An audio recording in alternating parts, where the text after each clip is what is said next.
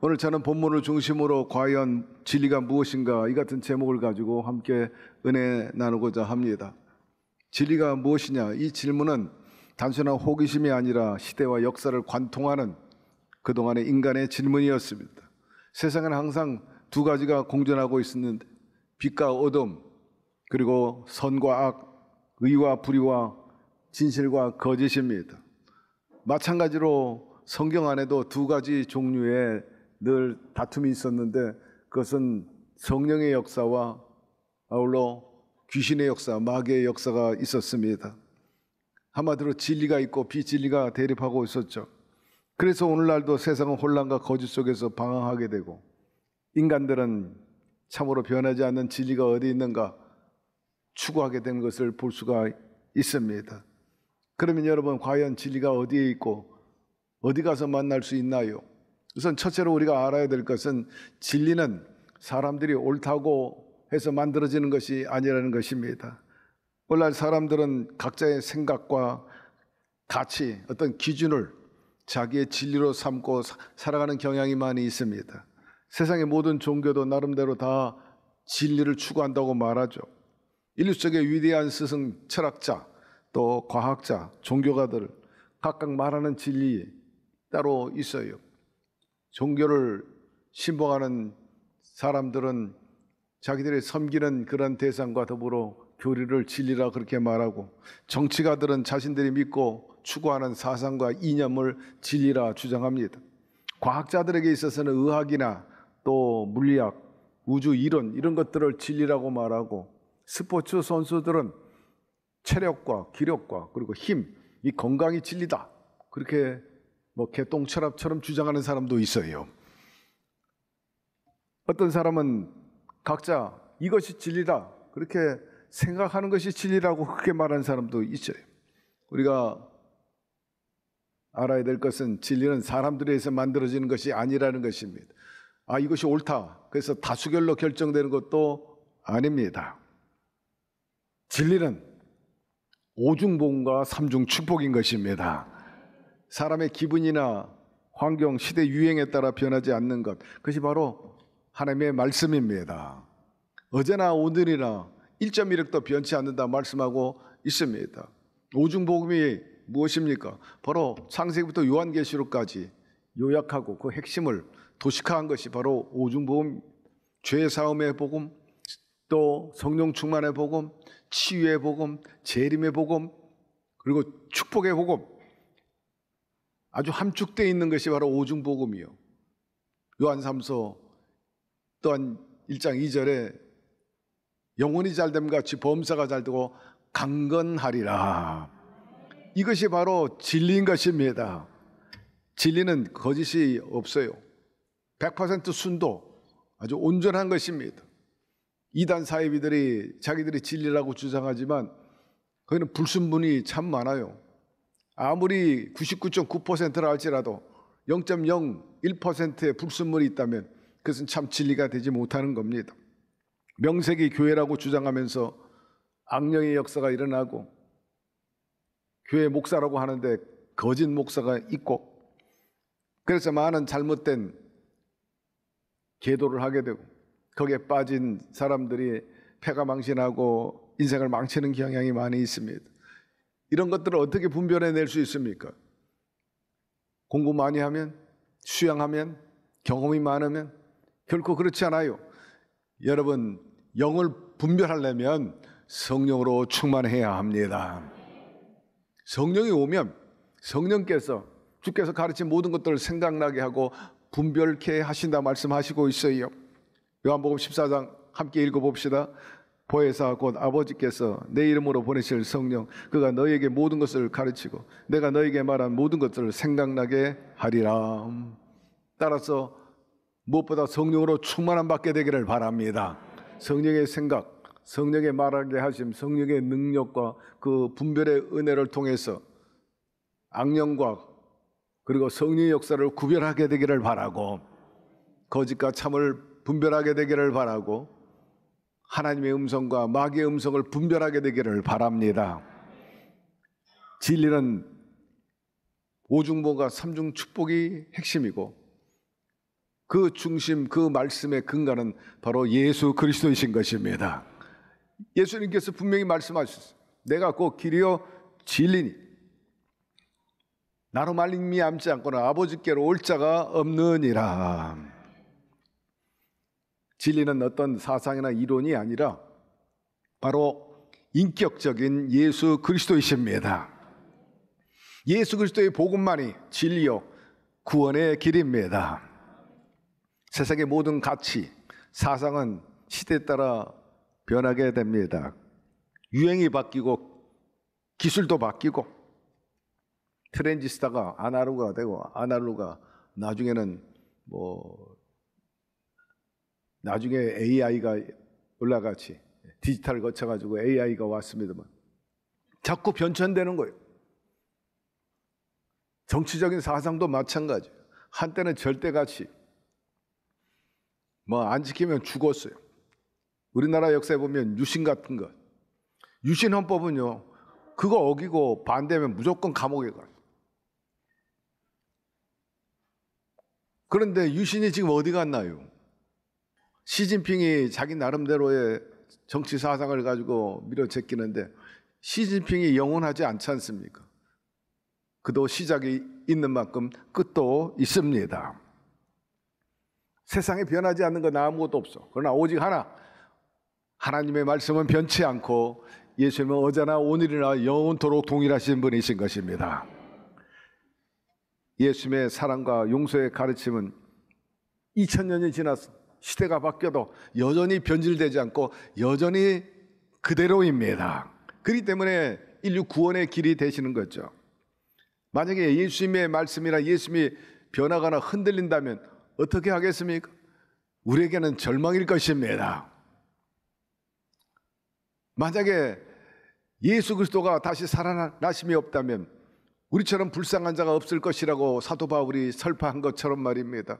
예수님이 시대에 따라서 변절하고 배신하고 말한 것을 뒤집어 버리고 그 믿는 우리는 뭐가 됩니까?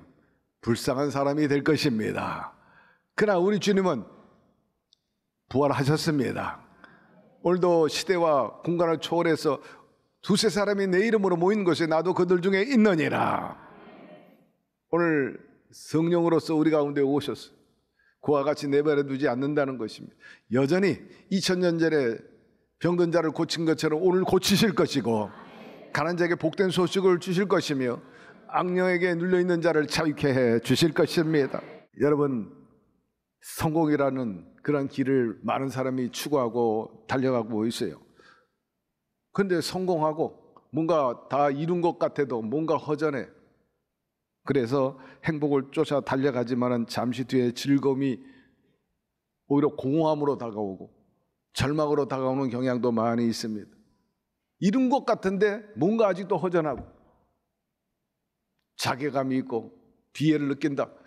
그런 사람의 끝이 어떻게 됩니까? 정치인이든 재벌이든 연예인이든 교수든 간에 그냥 인생을 하직해버리는 거예요. 즐거운 살아 그 책을 써가지고 센세이션을 일으켰던 마강수, 그분도 스스로 뭔가 그 즐거움 뒤에 공허함이 왔고, 사랑하는 성도 여러분, 예수 그리스도를 떠난 그 어떤 성취나 성공이나 여러분의 인기나 명예도 다 헛되고 헛된 것임을 기억하게 되기를 바랍니다. 예수님을 따를 때, 그분의 가치를 추구할 때 인생이 참되게 되고 우리의 목적을 깨달아 바울처럼 만족스러운 고백을 할 수 있게 되는 거죠. 내가 달려갈 길을 달려갔노니 나를 위해서 의의 면류관이 기다리고 있노라. 여러분 스스로 돌이키면서 여러분의 인생에 대해서 만족하게끔 되기를 주의 이름으로 축원합니다. 예수님은 생명을 주시는 분이라 하였어요. 우리의 인생은 한계가 있습니다. 잠시 피었다가 지는 꽃처럼 말입니다. 쇠약해질 수밖에 없죠. 그러나 예수님께서 우리에게 죽음을 넘어서 영원한 생명까지 주시는 분이신 것입니다. 죄로 인해서 단절됐던 하나님과의 관계를 회복시켜 주셔서 이 땅에서도 하나님의 나라, 내세도 하나님의 나라를 누리게 되는 것입니다. 그리고 세 번째 진리는 우리를 자유케 하신다 하였습니다. 세상은 우리에게 다 진실을 주지 않아요. 때로는 세상은 우리를 속이기도 하고 거짓을 줍니다. 그러나 진리이신 예수님은 우리가 그것을 분별할 수 있게 하시고 결코 거짓과 마귀의 그 괴계에 들어가지 않도록 막아주시는 분이신 것입니다. 아니, 우리의 조상 때부터 오는 그 저주, 우리가 죄 지은 것으로 인한 그 징벌에 대해서도 주님께서 동이 서가 먼 것처럼, 아니 주홍빛과 같이 붉을지라도 흰 눈과 같이 희게 해 주시는 분이신 것입니다. 가난과 우환과 저주와 질병에서 해방시키신다 말씀하고 있어요. 누가? 진리가, 그 진리신 예수님이 모든 속박에서 자유케 하리라. 죄에서의 자유, 두려움에서의 자유, 헛된 인생에서 자유. 그런데 아직도 많은 사람들이 이 자유를 누리지 못해 있어. 악한 원수 마귀가 묶고 있는 그 사슬에 아직도 헤어나지 못하는 것을 볼 수가 있습니다. 과거에 미국 남북 전쟁 때도 그런 일이 있었고 2차 세계대전 이후에 일본군들이 그런 일을 보였는데 노예 해방이 됐는데도 불구하고 해방된 줄 모르는 거예요. 믿지 않는 거예요. 링컨 대통령이 남북전쟁에서 이겨가지고 해방을 시켰는데도 불구하고 여전히 자기들은 노예. 일본 때 전쟁 필리핀에서 할 때, 일본하고 미국 할 때 이미 끝났는데도 불구하고 한 외딴 섬에서 그 살아남아 있는 일본군들 전쟁 끝난지도 모르고 끝났다 해도 믿지도 않고 숨은 굴에서 나오지도 않고 그렇게 자그마치 20년을 지냈던 사람들 있지 않습니까? 어둠에서 광명으로 나오긴 했지만 여러분 시대의 변천에 대해서 아직도 모르고 그렇게 묶여있는 사람들 말입니다. 우리 조선 사람들도 그랬어요. 이미 다 해방이 되고 자유가 있게 되고 그런데 아직도 조선시대 그 사고를 갖고 있어가지고 상반제도에 묶여가지고 아직도 머슴이고 아직도 종인 줄 알아. 사랑하는 성도 여러분, 우리는 마귀의 종이 아님을 기억하게 되기를 바랍니다. 주님께서 자유를 주신 거예요. 우린 자유인이요, 왕같은 제사, 거룩한 나라, 소유된 하나님의 백성인 것입니다. 일제 때만 해도 아직도 상반제도가 있었어요. 그러나 그것이 풍비박산 난 것은 한국전쟁 때문입니다. 한국전쟁 때는 빈부귀천이 없어. 많이 배우고 못 배우고 상관없어. 모두가 박살났으니까. 모두가 다 제로베이스로 돌아갔어. 그러니까 거기서 무슨 양반이 나고 상관이고 양반이라고 뭐 위세할 그런 여건도 없었죠. 다 박살났어. 하나님께서 한국전쟁에 하나의 우리에게 플러스 되는 점이 있다면 몇 가지가 있지만은 이런 것도 우리가 하나의 소득이라 말하지 않을 수 없죠. 우리 주님은 우리를 종으로 생각하지 않습니다. 자녀요, 나의 친구라 말씀하고 있는 것입니다. 그러므로 주님께서는 가난과 저주와 질병에서 헤매는 걸 원치 않습니다. 본래는 아담과 하와가 범죄해가지고 완전히 막 저주와 죽음과 탄식 속에 살아갈 수밖에 없었어요. 그러나 하나님께서 우리를 사랑하셔서 둘째 아담 예수 그리스도를 이 땅에 보내주심으로 아담과 하와가 지은 죄를 청산하시고 십자가에서 대신 징벌을 받으시고 구원의 길을 제시하신 거죠. 그리고 예수 믿고 구원받는 자에게 자유와 그리고 해방을 허락하여 주신 것입니다. 따라서 우리가 진정한 자유와 행복, 하나님이 약속하신 하나님의 형상대로 지음받은 자녀로서 누릴 수 있는 그 축복을 얻으려면 예수님 안에 머물러 있어야 되는 것입니다. 요한복음 8장 함께 읽어봅시다.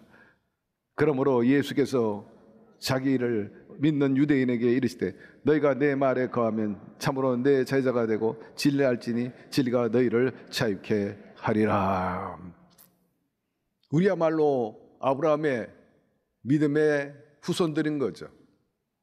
우리가 예수 믿음으로 그분의 자녀가 되고 그분의 또한 친구가 되고 또 그분의 사랑받는 식구가 된 것입니다. 신앙생활이란 뭐냐? 내 힘으로 사는 게 아닙니다. 내 힘으로 무언가 하는 것이 아니라 내 안에 계시는 그 예수님의 영인 성령님이 일하실 수 있도록 순종하고 내가 협조해 드리는 것입니다. 성령이 아니고는 온전히 신앙생활할 수 없고 하나님의 뜻에 선한 도구로 쓰임받을 수 없어요. 축복의 도구가 될 수 없어요. 그러므로 항상 성령님을 인정하고 모셔드리고 의지하고 그분과 커뮤니케이션하면서 사시기를 바랍니다. 하나님은 천년을 하루같이 지내는 분이라 했으니까 우리하고는 뭐 비교가 안 돼. 게임이 안 돼. 따라서 그분은 영원하시고 그 말씀은 언제나 진리인 것입니다. 그 진리가 우리를 이끌고 계시고 이끄시는 그분은 여러분의 시작과 끝을 알고 계십니다. 그래서 베드로가 이렇게 고백했어요. 주님, 진리가 여기 계신데 저희가 어디로 가겠습니까? 누구에게 가겠습니까? 주님께는 영원한 생명의 말씀이 있습니다 라고 고백합니다. 함께 읽어봅시다. 시몬 베드로가 대답하되 주여 영생의 말씀이 주께 있사오니 우리가 어디로 가라고 하지 마세요. 주님이 진리이십니다. 그렇습니다. 여러분, 어디로 가겠어요? 이 교회에 진리가 계십니다. 그 진리와 함께 살아가게 되기를 주의 이름으로 축원합니다. 끝으로 진리는 사랑과 함께 기뻐한다고 고린도전서 13장에 언급하고 있어요. 고린도전서 13장은 사랑의 장이라고 말하고 있는데 진리는 사랑의 속성을 갖고 있는 거예요. 우리 예수 그리스도는 사랑이신 것입니다. 하나님은 사랑이십니다. 진리이신 그분은 그 저변에 흐르는 것이 사랑이야. 그게 아무리 진리를 외쳐 그래도 사랑이 없으면 그건 가짜 진리라는 거죠. 진리로 가득한 교회라면 반드시 빛이 비춰져야 되고요. 소금의 역할을 해야 되는 거예요. 열매가 있어야 되는 거예요. 진리라고 외쳐. 아, 우리는 진리요. 참 구원의 길이요. 열매를 보면 아는 거죠. 사랑하는 성도 여러분, 우리 모두가 진짜 진리를 추구하면서 그 사랑의 열매를 맺으며 살아가십시다. 마태복음 5장 11절 말씀 읽어봅시다. 나를 인하여 너희를 욕하고 핍박하고 거짓으로 너희를 거스려 모든 악한 말을 할 때는 너희에게 복이 있나니 기뻐하고 즐거워하라. 하늘에서 너희 상이 큼이라. 욕하고 핍박하고 거짓 증거하는 그로 인해서 오히려 즐거워하라는 거예요. 희한합니다. 이런 역설이 어디 있겠습니까? 그러나 그로 인해서 보상은 어디서 받느냐? 하늘로부터 보상을 받으리라. 사람에게 받지 말고 하나님께 받으라는 거예요. 원수를 사랑하라. 하나님이 갚아주시고 하나님이 보상해 주신다. 두 번째로 죽고자 하는 자는 살리라. 함께 읽어봅시다. 진실로 진실로 너에게 이르노니 하늘의 일이 땅에 떨어져 죽지 않으면 하늘 그대로 있고 죽으면 많은 열매를 맺느니라. 자기 생명을 사랑하는 자는 잃어버릴 것이요 이 세상에서 자기 생명을 미워하는 자는 영생토록 보존하리라. 하늘의 미랄이 죽지 않겠다고 뭐 이리 빠지고 저리 빠지고 이리 핑계대고 나 안 죽을 거야 안 죽을 거야. 그러면 자기도 죽고 남도 죽는 거예요. 그런데 예수님은 당신 스스로 죽으셨어요. 내 뜻대로 마옵시고 주님의 뜻대로 되기를 원하나이다. 십자가에서 우리를 위해서 죽으셨어요. 피 흘리시고. 그러나 무덤에서 3일 만에 부활하신 것입니다. 그리고 수많은 사람들을 구원하셨어요. 따라서 우리가 세상에 대해 죽을수록 우리 또한 많은 열매를 맺을 수 있다는 사실을 알아야 합니다. 교회에서 죽어주는 사람이 결국 부흥을 가져오는 거예요. 바울은 나는 날마다 죽노라 그렇게 말하지 않습니까? 날마다 죽는 사람이 많은 그 집안과 교회가 나라가 결국 부흥하고 복을 받게 되는 것입니다. 남이 어쨌든 나는 귀엽고 나는 살아야 돼. 나만은 살아야 돼. 역설의 진리를 다시 한번 깨닫는 시간 되기를 바랍니다. 또한 말씀 있죠. 주라 그리하면 넘치도록 채워주리라. 함께 읽습니다. 주라 그리하면 너에게 줄 것이니 곧 후이 되어 누르고 흔들어 넘치도록 하여 너에게 안겨주리라. 너희가 헤아린 그 헤아림으로 너희도 헤아림을 도로 받을 것입니다. 어떻게 하든지 움켜쥐려고 그래. 여러분, 진정 하나님의 축복을 받으려면 주기를 힘써야 됩니다. 어떻게 하면 줄 수 있을까, 드릴 수 있을까 생각하는 것, 하나님이 책임져 주시는 거예요. 이것이 곧 적게 심는 자는 적게 거두고 많이 심는 자는 많이 거둔다는 말이로다. 가난한 자를 불쌍히 여기는 것은 야훼께서 꾸미는 것이니 그 선행을 갚아 주시리라.